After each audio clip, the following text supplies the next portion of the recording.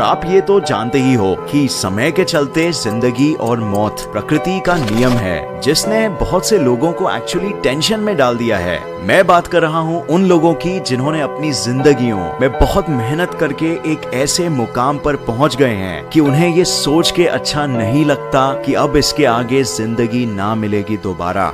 For example, आप Google company के को फाउंडर सर्गे ब्रिन के बारे में ही सोच सकते हो, जिनका नेटवर्थ आज $47 बिलियन है। उन्होंने ये स्वीकार किया है कि बूढ़ा होने और मौत के बारे में सोच के ही उन्हें बिल्कुल अच्छा नहीं लगता, उन्हें घबराहट सी होने लगती है। ठीक ऐसा ही सोचने वाले दुनिया के एक और बिलियनर लैरी एलिसन है, जो ओरेकल कंपनी के ओनर है और एक बहुत ही फेमस साइंटिस्ट और रिसर्चर ऑब्री डी ग्रे है। तो ऐसा लग रहा है कि ये ख्याल सिर्फ हम ही लोगों को नहीं सताता, बल्कि दुनिया के कुछ बहुत ही कामयाब लोगों को भी। और ये हमारे लिए एक्चुअली एक खुशखबरी है, क्योंकि इसका मतलब इन चीजों पे रिसर्च करने के लिए फंडिंग्स मिलना संभव हो पाएगा।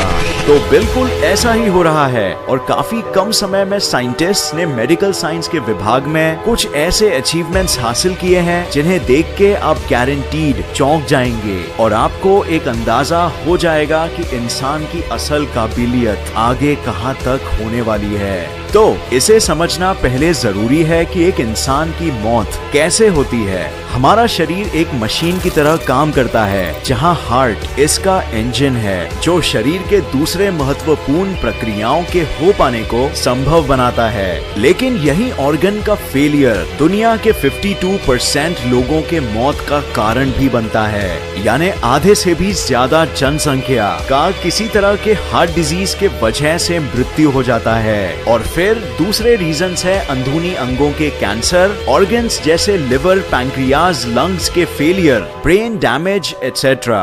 अब इन सब में एग्जैक्टली क्या होता है? आपके शरीर के कोशिकाएं तेजी से मरने लगते हैं और उन पे दुर्भाग्यवश नियंत्रण नहीं लाया जा सकता। इवन दिल के सर्जरीज को भी हम बस सिर्फ एक लिमिट तक ही कर सकते हैं, क्योंकि दिल के हील होने के लिए शरीर स्कार टिश्यूज बनाता है। ये वो टिश्यूज होते हैं जो पहले से कमजोर और नाकामयाब होते हैं दिल के वही प्रक्रियाओं को ठीक से हैंडल कर पाने में। तो इस वजह से वो शरीर के अंग का एक निश्चित सा जीवन होगा, और चाहे आप एक आम इंसान हो या एक बिलियनर, आप उस अंग को खोने से नहीं बचा सकते। अब कैसा रहेगा अगर हम शरीर के किसी भी अंग के खराब हो जाने पर उसे कभी भी बदल सके एक दूसरे ब्रांड न्यू अंग के साथ? मैं बात कर रहा हूँ कि क्या अगर हम हमारे ऑर्गन्स को जैसे हम खेत में सब्जी और मूलियां उगाते हैं, बिल्कुल वैसे ही लेबोरेटरी में उगा सके, तो क्या ये पॉसिबल हो सकता है? वेल, ये जान के आपको खुशी होगी कि ये अब संभव हो चुका है। और सिर्फ इतना ही नहीं, अगर किसी इंसान का कोई एक्सीडेंट या कुछ हो जाता है जिसमें वो शरीर का कोई महत्वपूर्ण अंग खो देता है, तो वो अंग बिल्कुल वापस उसके शरीर में ही उगाया जा सकता है। और मजे की बात तो ये है कि सिर्फ कुछ दवाइयों की गोलियां खा के। अब आप बिल्कुल सोच रहे होंगे कि ये तो मजाक कर रहा है, बट बने रहिए इस वीडियो पर और हम बताते हैं कि ये कैसे संभव हो पाएगा। तो ये देखिए, ये है एक फ्रॉग यानी मेंढक का एम्ब्रियो। ये वो चीज है जिसमें जीवन की शुरुआत होगी एक इलेक्ट्रिकल चार्ज के उत्पन्न होने से। ये सफेद रंग का स्पॉट उस मेंढक का सेंट्रल नर्वस सिस्टम है जो डेवलप हो रहा है, और कितने जादुई तरह से इसके शरीर का आकार बन रहा है। साइंटिस्ट का मानना है कि ये वही इलेक्ट्रिकल सिग्नल्स के वजह से हो पाता है कि सभी मैटर और मास उस जीव के डीएनए के इंस्ट्रक्शंस के तहत अपना सही स्ट्रक्चर बना पाता है। तो क्या इस विशेषता को हम किसी तरह अपना सकते हैं मेडिकल साइंस में? तो ये बिल्कुल किया जा सकता है, और हम डिस्कस करेंगे कैसे। वेल, किसी भी जानवर के शरीर के अंदर इलेक्ट्रिक सिग्नल्स को एक स्विच की तरह जरूर माना जाता है, क्योंकि उनसे सभी शरीर और कोशिकाएं के महत्वपूर्ण कार्यों की शुरुआत होती है। जैसे फॉर एग्जाम्पल एक एक्सपेरिमेंट किया गया था मैसाचुसेट्स के टफ्ट्स यूनिवर्सिटी में, जहां वैज्ञानिकों ने एक मेंढक का कटा हुआ एक पूरा पैर उसके शरीर में ही उगा के दिखाया। सिर्फ कुछ पॉजिटिव आयॉन्स ट्रांसफर करने वाले केमिकल सेरोटोनिन से उस पैर का ट्रीटमेंट करके ये केमिकल ने उस जख्म में पॉजिटिव न्यूरॉन्स की संख्या बढ़ा दी, जिससे और नर्व सेल्स कटे हुए भाग की तरफ आकर्षक होने लगे और उसके बाद हीलिंग के दूसरे कार्यों को ऊर्जा मिलने लगी और वो पैर अपना आकार फिर से ले सका। वो पाँव वापस पूरी तरह ग्रो हो गया और वो पाँव में पहले की तरह सेंसेशन भी थी, जैसे आप इसी ओरिजिनल एक्सपेरिमेंट के वीडियो में देख सकते हो। तो अगर हम इस सिद्धांत पर पूरी तरह नियंत्रण हासिल कर पाएं, तो हम बहुत जल्द सिर्फ ऐसे ही केमिकल से भरी दवाइयाँ खा सकते हैं और कोई भी खोया हुआ अंग वापस उगा पाएंगे। बट सिर्फ इतना ही नहीं, हम इन्हीं ऑर्गन्स को लैब में भी उगा पाएंगे और उन्हें कोई भी जरूरतमंद खरीद पाएगा।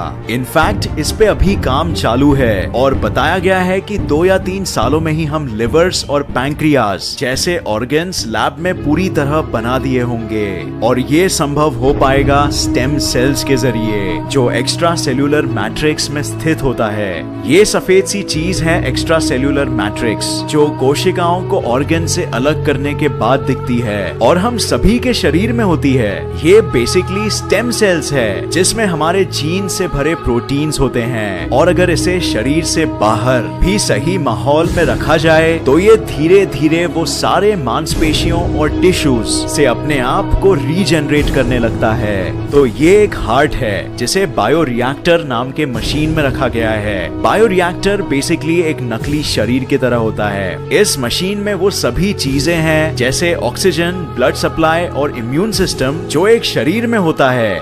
ये हार्ट जैसे आप देख सकते हो पिंक कलर के नए टिश्यूज को जन्म दे रहा है। इसे कम्प्लीटली नया तैयार किया गया है।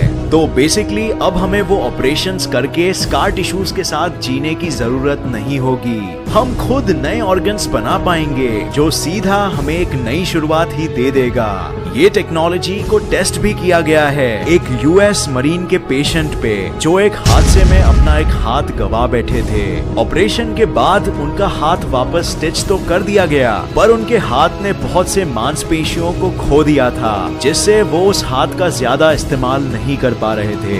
पर ये ट्रीटमेंट कराने के बाद जहां एक्स्ट्रा सेल्यूलर मैट्रिक्स की मदद से उनके हाथ के मांसपेशियों को रीग्रो करवाया गया, उन कोशिकाओं की संख्या 35% से वापस 100% तक रीग्रो हो गई। पेशेंट की लाइफ में बहुत ही सकारात्मक बदलाव आ गए और वो वापस पहले की तरह वो सभी काम उस हाथ से कर पाते थे जो कमजोरी दौरान नहीं हो पाता था। ये एक बहुत ही बड़ा अचीवमेंट था जिसने हमें ऑलरेडी ये प्रूव कर दिया कि ये टेक्नोलॉजी बिल्कुल काम कर रही है और बस अब कुछ सालों की ही बात है जब हम यही चीज हमारे शरीर के दूसरे कोशिकाओं के साथ भी कर सकेंगे, इंक्लूडिंग जिंदगी देने वाले अंग जैसे दिल, दिमाग और लिवर।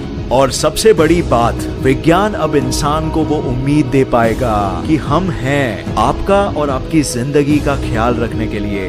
तो आपकी क्या राय है इस विषय में? क्या आपको लगता है कि ये टेक्नोलॉजी विज्ञान में और हमारी जिंदगी में क्रांति लाने वाली है? क्या वो दिन करीब है जब इंसान अमर बन जाएगा?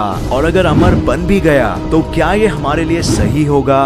कमेंट जरूर करना नीचे, हम जानना चाहेंगे। अगर आपको ये वीडियो पसंद आया तो इसे लाइक और शेयर करना मत भूलिए और ऐसे ही साइंस वीडियोस के लिए इस चैनल को सब्सक्राइब करके नोटिफिकेशन बेल ऑन करना मत भूलिए। और मैं आपको नेक्स्ट वीडियो में मिलूंगा ऐसे ही किसी इंफॉर्मेटिव वीडियो के साथ। तब तक के लिए देखते रहिए और सीखते रहिए। जय हिंद।